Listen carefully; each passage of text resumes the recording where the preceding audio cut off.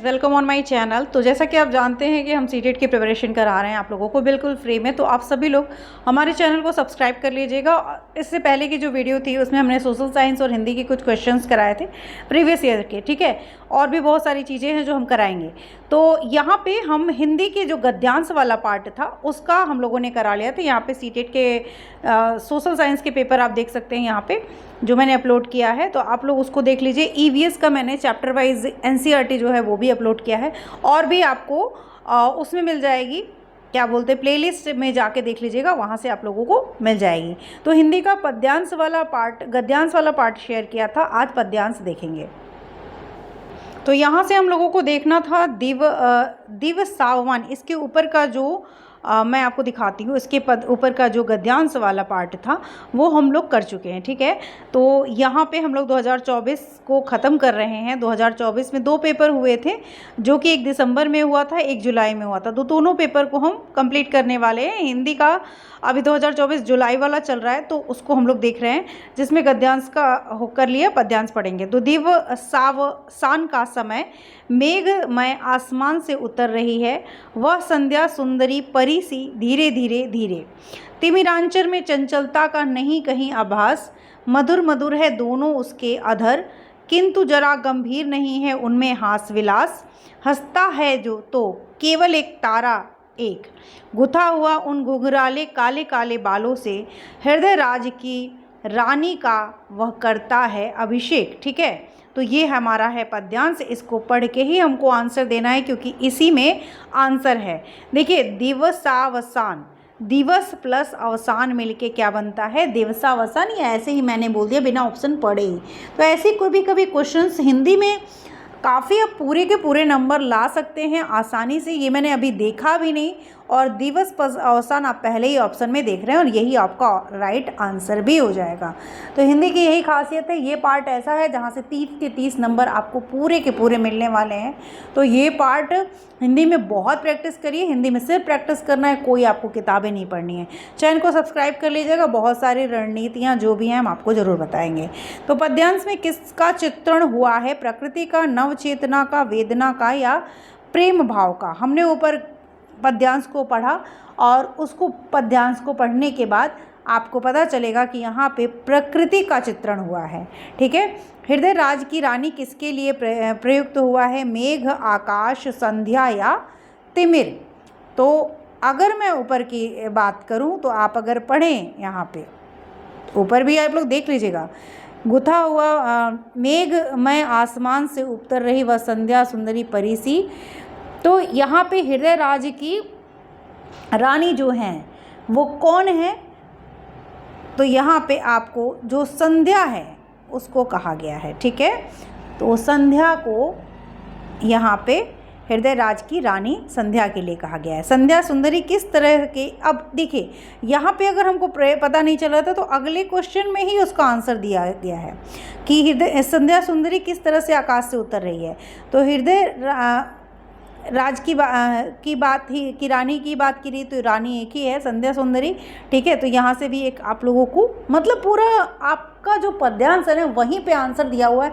और ये सबसे बड़ी खासियत है लैंग्वेज की, जहाँ से आपको 60 नंबर मिल जाते हैं। कोई एक और लैंग्वेज आप सेलेक्ट करेंगे, चाहे इंग्लिश ले चाहे संस्कृत ले, हिंदी के अलावा, तो कोई भी 2 लैंग्वेज, वहाँ से 60 नंबर मिल जाएंगे। अब उसके बाद बचा क्या, 30 नंबर और लेना है, तो कहीं से भी ले सकते हैं, ठीक है। तो संध्या सुंदरी किस तरह से कि आकाश से उतर रही है, तारों भरे आकाश से, चंद्रमा की रोशनी भरे आकाश से, बादलों से भरे आकाश से, सूर्य लालिमा से भरे आकाश से। तो किस तरह का है आपका यहाँ पे, तो बादलों से भरे आकाश से होगा। देख सकते हैं आप, मेघमय यानी बादलों से भरा जो आकाश है वहाँ से उतर रही है। तो यहाँ पे जो राइट आंसर हो जाएगा वो हो जाएगा ऑप्शन नंबर 2, ठीक है। आई होप आप सभी को वीडियो पसंद आ रही होगी। चैनल को सब्सक्राइब कर लीजिएगा। इस साल का सीटेट मैं आप लोगों के लिए, जितने भी लोगों का नहीं निकला है, गारंटेड आपका निकलेगा। तो आगे चलते हैं, किसके हंसने की बात की गई है, मेघ, तारा, संध्या या आकाश। तो मेघ, तारा, संध्या, आकाश, किसकी बात की गई है, अभी तक आप लोगों ने बस उसको पढ़ते जाना है और वहाँ से आंसर निकालना है, हमको कहीं नहीं करना है। तो तारों के हंसने की बात की गई है, ठीक है, तारों के हंसने की बात की गई है। पद्यांश में किस अलंकार का अधिक मुखरित है? कौन सा प्रयोग मतलब ज़्यादा किया गया है? तो अतिशयोक्ति, अनुप्रयास, यमक और मानवीकरण। अगर आप ध्यान दें तो हर चीज़ को मानव की तरह लिया गया है, मतलब जो भी चीज़ें हैं, संध्या है, तो मानव की तरह प्रस्तुत किया गया है यहाँ पे। जैसे कोई इंसान हो तो यहाँ पे मानवीकरण अलंकार है। अध्यापकों, शिक्षार्थियों और सामग्री पर टेस्ट एवं आकलन का प्रभाव क्या कहलाता है? विधि प्रभाव, भाषा परीक्षण का प्रभाव, कक्षाई प्रभाव या पुनर्बलन। तो यहाँ पे जो राइट आंसर हो जाएगा, देखिए वो हो जाएगा आपका ऑप्शन नंबर 2, जो कि है भाषा परीक्षण का प्रभाव। यहाँ से टीचिंग वाले क्वेश्चन शुरू हो गए हैं और मैं टीचिंग वाले क्वेश्चन छोटी छोटी वीडियोस में आप लोगों के साथ क्लियर कर रही हूँ। तो कल पूरे के पूरे मैं टीचिंग वाले जो क्वेश्चंस हैं उनको आप लोगों को दूंगी। ऐसे मैं चाहती थी कि कम से कम 10 क्वेश्चन करा दूँ, ठीक है, 10 क्वेश्चन तो कराते हैं क्योंकि बहुत छोटा हो जाएगा वीडियो, और इतना तो आप लोग देख ही सकते हैं। विद्यालयों को 10 क्वेश्चन कराने के बाद कितने बचेंगे? तो यहाँ पे 15 बचेंगे। तो 15 में मैं सोची थी 2-3 वीडियो में मैं इस 30 क्वेश्चन को करा दूंगी, क्योंकि अभी नोटिफिकेशन नहीं आया है। जैसे ही नोटिफिकेशन आएगा चीज़ें आपकी बढ़ जाएंगी, टाइमिंग भी बढ़ जाएगा, तो आपको ज़्यादा टाइम देना पड़ेगा और उस समय वीडियोज़ भी ज़्यादा आएंगी। तो क्योंकि बहुत सारी ट्रिक्स हैं ऐसी जो मुझे बतानी है आप लोगों को, आपका निकलवाना मेरा सबसे पहला काम है, ठीक है। भाषागत कार्य जैसे स्वर शैली जो होती है, तान, बल को आघात देना यानी बलाघात, और लय को क्या कहा जाएगा? क्या कहते हैं इसको भाई? तो इसको कहते हैं छंद शास्त्र।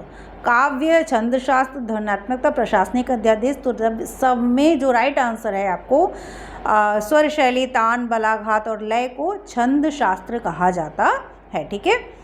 109 भारत में भाषाओं के बारे में कौन सा कथन सही नहीं है? भारत के संविधान के अनुसार अंग्रेजी एक सहराजकीय भाषा है। भारत के संविधान की 8वीं अनुसूची के अनुसार 22 भाषाएं हैं। संस्कृत आधुनिक भारतीय भाषा है। हिंदी भारतीय उपमहाद्वीप की लोक भाषा लिंग्वा फ्रांका है, ठीक है। तो यहाँ पे जो राइट आंसर हो जाएगा आपका वो हो जाएगा ऑप्शन नंबर 3 की तरफ जाएंगे, संस्कृत आधुनिक भारतीय भाषा है। किसी को कोई डाउट हो तो कमेंट बॉक्स में जाके आप ज़रूर क्वेश्चन पूछ सकते हैं मुझसे। यहाँ पे मैं आपके सारे क्वेश्चंस के आंसर दूंगी, कमेंट बॉक्स में आप कमेंट करिएगा। 110 भाषा की कक्षा में विद्यार्थी अध्यापक के निर्देशन में समूह बनाकर दिए गए टॉपिक पर एक विज्ञापन प्रस्तुत करते। इस तरीके से भाषा सीखना क्या कहलाता है? सहयोगात्मक अधिगम, प्रतियोगिता, द्वंद्विता, प्रतिद्वंदिता, निर्देशन, परामर्श, भाषाई खेल। क्या है राइट आंसर? तो यहाँ पे देखिए ऑप्शन नंबर 1 जो है आपका वो करेक्ट आंसर हो जाएगा, सहयोगात्मक अधिगम।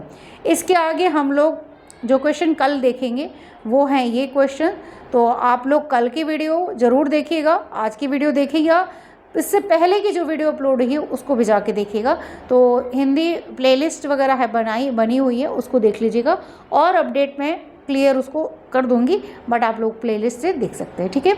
आज के लिए इतना ही, मिलते हैं नेक्स्ट वीडियो में। तब तक के लिए बहुत सारी वीडियोस हैं जो कि जैसे संस्कृत है, हिंदी है, इंग्लिश है, सोशल साइंस, CDP सब कुछ होगा। तो जिस सब्जेक्ट का हो कम से कम मुझे एक कमेंट बॉक्स करिएगा कि आप SST वाले हैं या हिंदी तो कॉमन है, हिंदी सभी को देखना है, और आप SST की प्रिपरेशन कर रहे हैं, आप साइंस वाली प्रिपरेशन कर रहे हैं, मुझे ये कमेंट करके ज़रूर बताइएगा।